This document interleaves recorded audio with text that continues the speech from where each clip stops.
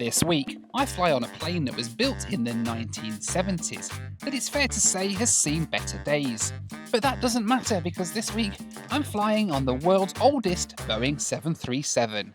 So the thing is, here in Venezuela, well, you look out at any airport here, and it's like looking out at an airport anywhere else in the world in the late 1900s. That's what my kids call the 1990s. It doesn't make me feel old in the slightest. But you look out across any airport here in Venezuela, you'll find old classic 737s, MD-80s, old turboprop planes like Jetstreams, Left 410s, things like that you wouldn't find flying in a lot of the rest of the world. And here they're all flying on regular commercial routes. Today I've got everything crossed that I might be able to get a flight on the oldest Boeing 737 in passenger service anywhere in the world, but we're not going to know until we get down to the airport. So let's get my bags and head across to Palomar Airport for the flight back to Caracas.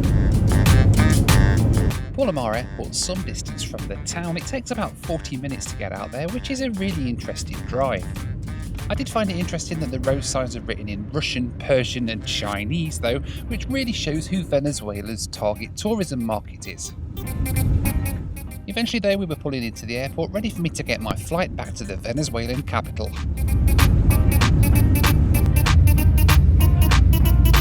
Gracias, señor. Buen día. Bye bye. I headed inside the terminal to check in. Once you've been through the initial security check, you get to the check-in desks, which today had a massive line for the flight back to Caracas. Eventually though, I got to the front and I got checked in. Registro venezolano? Sí, gracias. ¿Todo como equipaje de mano, señor?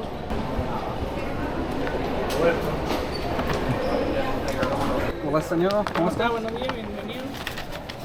Gracias, señor. Apellido, nombre, pasaporte. Verifíquelo. Gracias. Puerta 6, antes de las 10:45, 7A. Muchas gracias. Thank you. That was all fairly easy. Once I got checked in, it was time to head through security to the gate and find out once and for all what aircraft I'd be flying on back to Caracas.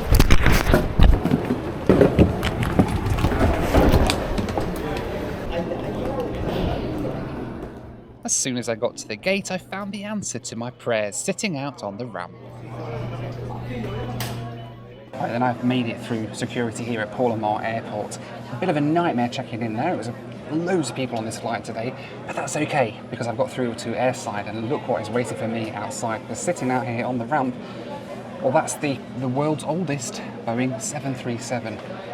It's a 200, it was built in 1978. It's the oldest passenger 737 in the world that you can book on a commercial flight. There are, I think, a couple older ones, but they're only for like charters and things. You have to be sort of charter the plane to get on one of those. This is the oldest one that you can actually book a flight on. And I'm so looking forward to getting on one of these again. The Boeing 737 is the most popular airliner in the world. More than 11,000 have been produced since they started building them in 1968. The first model was the 737-100, which saw only 30 aircraft being built, the last one of which ended up going to NASA and being a testbed for them, retiring in 2003. Paul Stewart's done a cracking video about the NASA 737-100. I'll pop a link to his video on the screen now too. The extended 737-200 was first delivered in 1968 to United Airlines. Over 1,100 were built in total, but today only 50 of them are left in service. Most of the 200 still flying are either cargo aircraft or only fly on a charter basis, that is, they don't fly any scheduled routes. Only 4 aircraft in the world remain flying scheduled passenger services, with 1 in Zimbabwe, 1 in Somalia and 2 here in Venezuela with Avior and Venezolana. Venezolana's is the world's oldest Boeing 737 that still flies scheduled services. It was delivered new to Frontier Airlines in 1978, and in 1985 she went on to United Airlines. Finally, in 2011 she went on to Venezuela, where she remains today, and pretty soon it was time for me to get on board.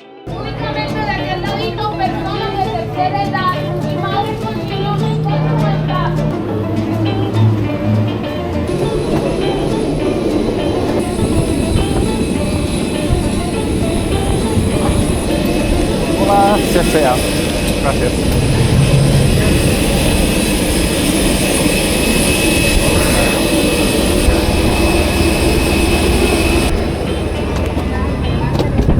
Hola, señora. Hola. Gracias. Hola. ¿Qué número de asiento tiene? 7. As I stepped on board this piece of history, I was surprised by the seats, which appear to be old Southwest Airlines seats. This plane's never flown for Southwest, so I'm guessing they picked up some after Southwest retired theirs and refitted this one. Alright, then welcome on board the Venezolana 737-200, the oldest passenger 737 in the world. So while I'm here, well, it's nice to get a ride on one, and this is the oldest. 40-something years young. Crazy. This is older than me, this plane, but it's so cool. The seats are kind of the same design as Southwest Airlines seats, although this plane has never flown for Southwest Airlines. It flew with Frontier originally, then United, and then it came to Venezuela a sort of 15 years ago, and it's been flying the skies of Venezuela ever since. It doesn't matter, it's nice. The seats are tight as heck. I've got no leg room. The seats fall into bits. The window's scratched up to heck. I can't see a thing out of it, but you know what? I don't care, because this is such a cool ride. The amount of fluid running out from under the engine.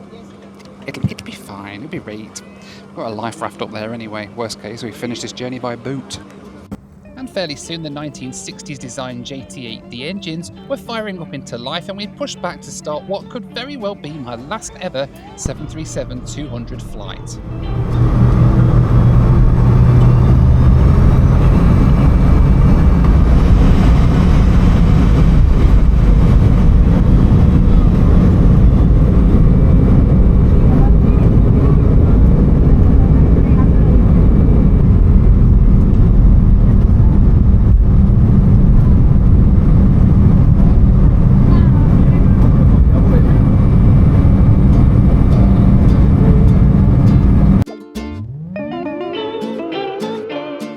My route today then took us out of Palomar, heading west off the coast of Venezuela, before making an approach and landing down into Caracas. Flight time today was 40 minutes, cruising at 24,000 feet.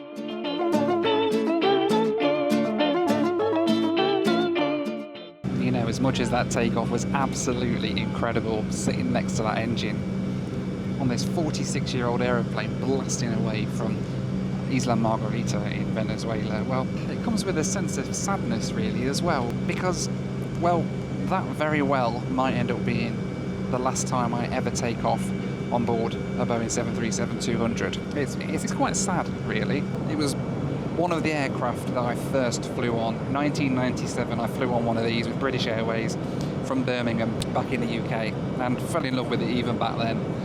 And now, well, aside from this one, there's only 4 more anywhere else in the world, and I'm not likely to be able to get on any of them in the future, sadly. Which is a shame, because it's such a cool piece of history. But once again, it's a piece of history that's nearly gone, and we've taken it for granted for so many years. And now, here we are, on one of the last handful remaining. I'm just really grateful that I've got to experience it one more time in my life. I first flew on a 737-200 back in 1997 with British Airways. It was a special flight to nowhere, operated as a BA Christmas special flight from Birmingham. Since then, I've been chasing them down to get one last ride on them each time. In 2021, I flew Air Inuit's 737-200 Combi up in Canada, which has since been retired. In 2022, I went to Zimbabwe with Josh Cahill to try and fly on theirs, but we were ultimately unsuccessful. So getting the chance to ride on one here felt like an opportunity I couldn't pass up while I was in Venezuela. You know, people always say to me, do I never get scared flying on some of these old planes?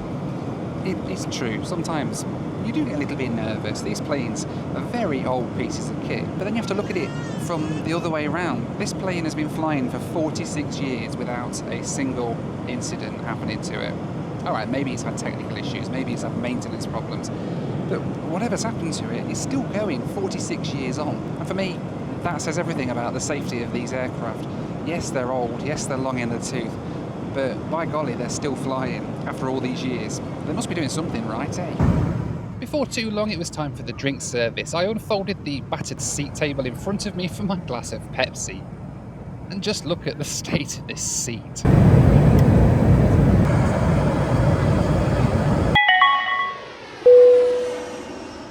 Now, whenever I'm travelling, you all know me by now, my favourite thing to do when I'm away is surfing, but not in this stuff. This is all wet and cold and horrible. No, surfing the interwebs. And whenever I'm surfing the interwebs while I'm traveling, it's great to have Surfshark by my side to protect my internet connection wherever I am in the world. Surfshark's a VPN that secures and encrypts your internet access wherever you are in the world. If you're on public Wi-Fi, it protects you from people or companies snooping on your internet access. Some governments even block access to certain websites, but with Surfshark you can connect through a different country so you're still able to access the websites that you know and love. It also has a great benefit of letting you change the location that you appear to anywhere else in the world, meaning watching your favourite streaming shows on the go is even easier. I can sit here on a beautiful beach and catch up on The Office on Peacock for the 15th time, because that's apparently what happens when you watch The Office. Right now, Surfshark are giving you 4 months free when you use my promo code NoelPhillips at surfshark.deals/NoelPhillips. That's surfshark.deals/NoelPhillips. Bootlicker, our prices have never been lower! Anyway, back to the video. Right, so the noise from those engines has just subsided ever so slightly, which I think means we're on our descent down towards Caracas airport now. Possibly the last one I'll ever do in my life on a 737-200. I'm going to enjoy every minute of this. As we started our approach into Caracas, it was time to experience what will probably be my last ever landing in a 737-200. I just wanted to savour every second of it.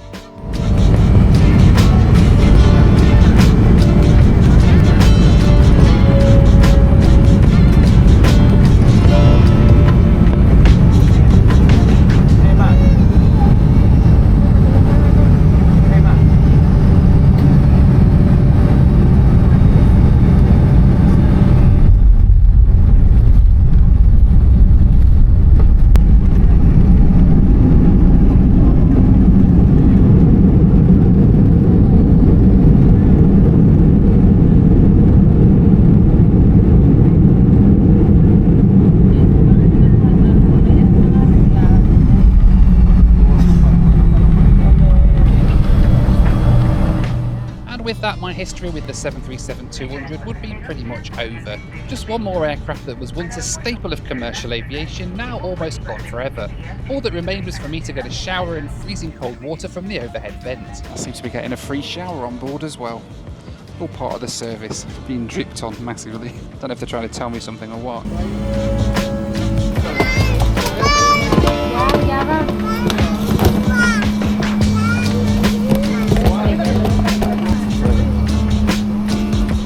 Gracias, Capitán.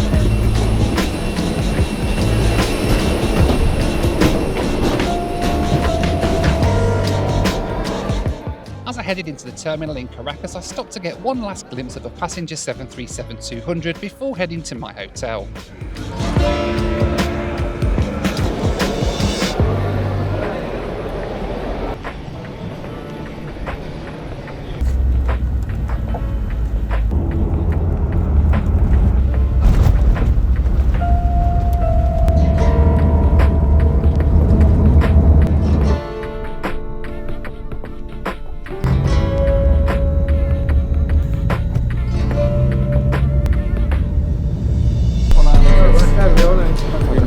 Gracias, señor. Thank you. Hasta luego. Thank you. Thank you. Alright, I'm back in Caracas, Venezuela.